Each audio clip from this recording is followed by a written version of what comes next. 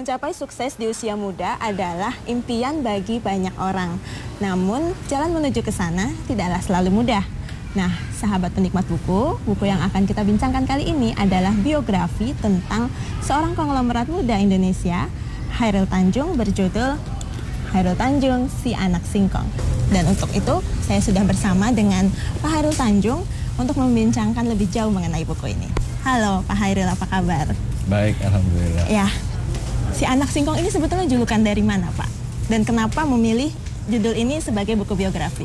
Iya, yang memilih judul itu sebenarnya penulisnya, penyusunnya, gitu ya. Kenapa? Karena saya ini kan lahir di Jakarta, di perkampungan kumuh di Jakarta. Saya lahir di Gang Spur Kemayoran. Jadi di Kemayoran itu ada rel kereta api. Nah, gang-gang di sekitar rel kereta api itu disebut Gang Spur. Ada Gang Spur 2, Gang Spur 3, Gang Spur 4. Nah, saya lahir di situ. Itu kampung kumuh. Biasa kalau perkampungan dekat rel kereta itu adalah perkampungan kumuh.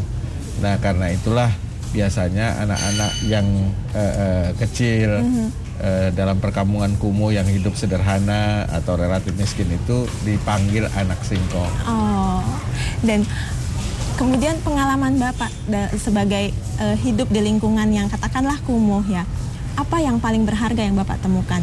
Yang paling berharga adalah yang pertama itu kan kehidupan di lingkungan seperti itu kan sangat keras. Karena itu saya terbiasa dengan tekanan-tekanan, kekerasan kehidupan. Sehingga dalam menjalankan kehidupan sekarang ini relatif lebih mudah. Karena pressure pada waktu kecil itu menyebabkan kan kita harus punya spirit of survival. Ya, untuk spirit untuk bisa selamat dari tekanan yang begitu keras, sehingga itu menjadi juga kebiasaan, yaitu ya sampai hari ini. Jadi kalau mendapat tekanan, mendapat apapun itu tidak panik, gitu, bisa menerimanya dengan lebih rileks begitu. Dalam menangani anak buah, konon kabarnya Pak Chairil bisa menjadi sangat tegas dan sangat keras gitu. Bagaimana sebetulnya Pak Chairil mengelola SDM dan yang jumlahnya ribuan atau puluhan ribu? Iya, filosofisnya adalah saya mengajarkan dan mengajak ya semua staf di lingkungan CT Corporation untuk bisa mengikuti culture yang ada ya. Tapi kan proses transformasi culture itu tidak mudah. Ya, kadang-kadang untuk di Indonesia ini kadang-kadang diperlukan ketegasan, kadang-kadang juga diperlukan sikap yang keras. Karena kalau tidak biasanya seringkali ada beberapa karyawan yang juga mencoba untuk mengambil kesempatan dalam kesempitan, mencoba menghindar dari tanggung jawab, ya, mencoba hal-hal yang lain yang quote-unquote negatif. Oleh karenanya ya sebagai pimpinan mau tidak mau harus menegur secara tegas dan keras. Pak Chairil menyebut ada 1001, semacam 1001 kelemahan orang Melayu ya, yang mungkin nantinya ingin Pak Chairil juga tuliskan seperti itu. Ya. Sebetulnya apa sih diantaranya kelemahan orang Melayu? Iya, kita banyak sekali kelemahan-kelemahan yang berdasar pada budaya kita. Yang sebenarnya budayanya baik tapi diterjemahkan dalam budaya yang pengertian yang tidak baik. Contoh misalnya, ya kita sering mengenal istilah SMS, senang melihat orang susah, susah melihat orang senang. Harusnya kan SMS tetapi senang melihat orang senang, susah melihat orang susah. Nah, tapi kita belum bisa melakukan itu. Itu salah satu contohnya. Contoh kedua misalnya, orang kita itu kalau mau mendapatkan sesuatu maunya cepat. Ya, tanpa bekerja secara keras mendapatkan sesuatu tanpa melalui proses, atau istilah kita itu budaya instan, maunya cepat jadi kaya, maunya cepat jadi pejabat, mau cepat jadi sukses, padahal mereka nggak tahu bahwa itu melalui proses yang begitu panjang dan akumulasi perjalanan yang juga begitu kompleks. Banyak hal lagi gitu. Ya ini ya saya punya cita-cita kalau suatu saat saya bisa menerbitkan buku seperti itu. Pimpinan Kompas Gramedia Pak Yaakob Utama dalam buku ini menyebutkan Pak Khairul itu seperti seorang Midas, diumpamakan seperti seorang Midas yang apapun dilakukan berhasil. Komentar Bapak seperti apa? Iya, saya mesti bersyukur kepada Tuhan ya bahwa relatif apa yang saya tangani atau kita tangani itu memang alhamdulillah bisa berhasil. Tapi bukan karena kesaktian saya. Sebenarnya itu karena sebuah proses yang dijalani secara intens, ya, proses dalam artian begini. Saya orang yang sangat perfeksionis, sangat ya, detail kabarnya. Ya, sangat detail. Sehingga saya kalau menjalankan sesuatu itu maunya harus betul-betul secara strateginya benar, implementasinya benar, dimonitor secara detail harian, mingguan, bulanan. Sehingga ya alhamdulillah hasilnya ya baik. Salah satu yang Bapak juga sebutkan dalam buku ini adalah tentang pengalaman masa lalu belajar teater. Dan itu tampaknya membekas karena cukup lengkap dituliskan di sini. Bisa diceritakan seperti apa? Iya, jadi tanpa disadari bahwa pada waktu saya belajar teater itu saya mempelajari tentang banyak hal. Misalnya tentang filsafat, ya, padahal waktu itu saya masih sangat muda. Pada waktu itu saya merasa sebenarnya agak aneh, ngapain saya belajar filsafat. Tapi lama-kelamaan saya jadi memahami tentang makna kehidupan. Menurut saya itu sangat penting membuat karakter saya yang sekarang. Yang kedua, misalnya olah tubuh. Ya, saya bisa lebih memaknai gitu ya.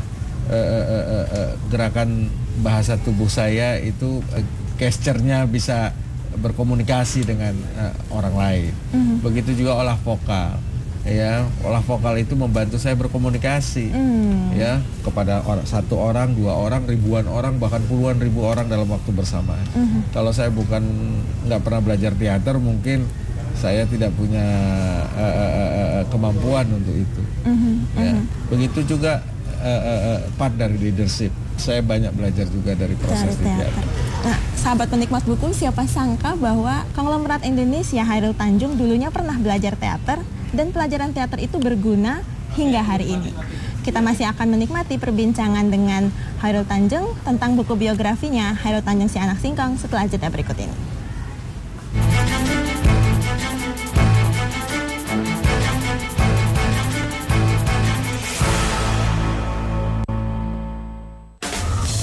Comic Action episode yang akan datang. Di televisi, pemirsa tidak hanya dapat hiburan. Lalu, apa kata sejumlah komik? Tapi bagi saya TV adalah musuh saya. Karena apa? Istri saya lebih suka melihat TV daripada melihat saya. Comic Action episode televisi. Rabu, 11 Juli jam 8 malam. Kompas, Inspirasi Indonesia.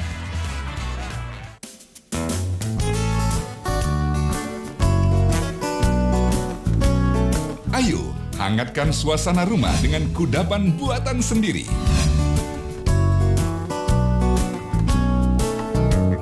Jadi, buat apa beli kalau bisa buat sendiri? Cemal-cemil. Kompas, Inspirasi Indonesia. Jakarta Fair, ayo ke Jakarta Fair. Ajang arena pameran dan hiburan. Ayo, ini yang paling masih banyak yang seru di Jakarta Fair. Ayo kita ke Jakarta Fair. Kemayoran. Ayo kita ke Jakarta Fair. Kemayoran. Sudah memiliki rencana berakhir pekan dengan orang-orang terdekat Anda? Ciamis, tak jauh dari Jakarta, Bandung, bahkan Yogyakarta. Tertarik? Intip dulu perjalanan tim Weekend You ke Ciamis. Sabtu, 7 Juli jam 1 siang. Kompas, Inspirasi Indonesia. Klik Arbain Rambe, selalu ada yang beda. Beda peralatan, beda persiapan, beda lokasi. beda hasilnya. Gali semua tentang fotografi hanya di Klik Arbain Ramli. Kompas, inspirasi Indonesia.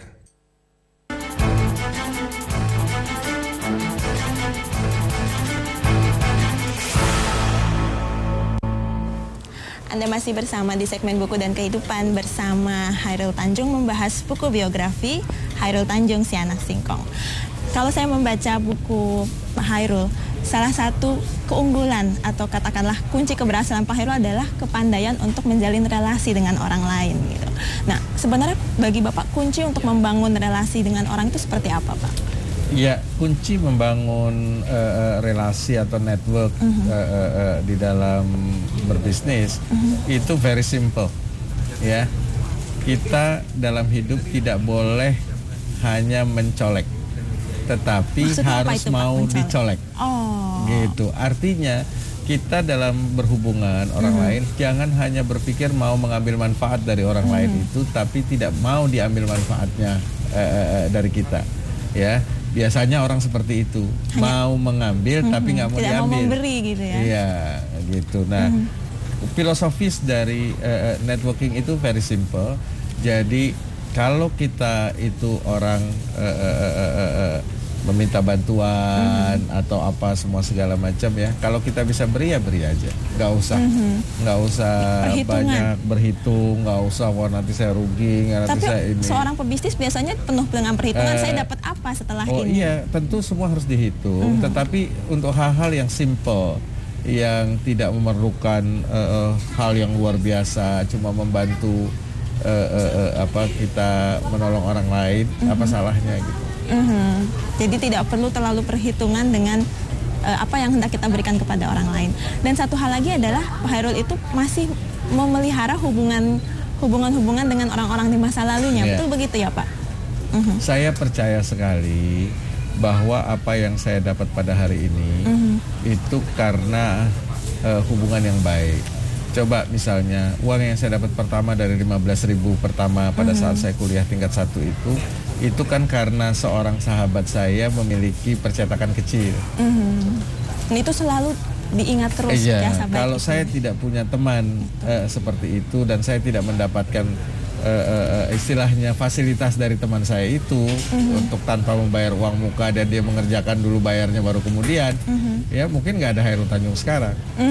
Jadi jangan pernah kacang itu lupa pada kulitnya.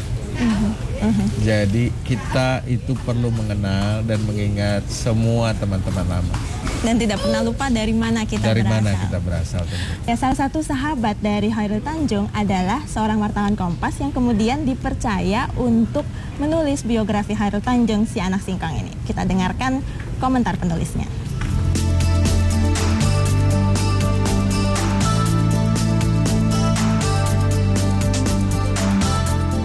Bapak Hairul Tanjung pada tahun 1995 pada saat saya sebagai wartawan ekonomi meliput kegiatan di Departemen Keuangan. Waktu itu menterinya Pak Mar'i Muhammad. Yang terkesan dari sosok Bapak Hairul Tanjung, dia adalah seorang pekerja keras dan orang yang punya visi yang jauh ke depan. Saya mendapat kepercayaan dan kesempatan untuk menulis autobiografi ini karena dia merasa bahwa saya tahu perjalanan bisnisnya sebagai pengusaha. Jadi maka saya dipercaya walaupun ini merupakan buku pertama saya dalam menulis buku autobiografi. Harapan saya sih semoga buku Pak Hairul Tanjung Si Anak Singkong ini bisa dibaca oleh masyarakat, khususnya generasi muda, bisa menginspirasi generasi muda untuk melahirkan Hairul Tanjung yang lebih banyak lagi. Ya, masih bersama Hairul Tanjung dan membincangkan buku biografi Hairul Tanjung Si Anak Singkong.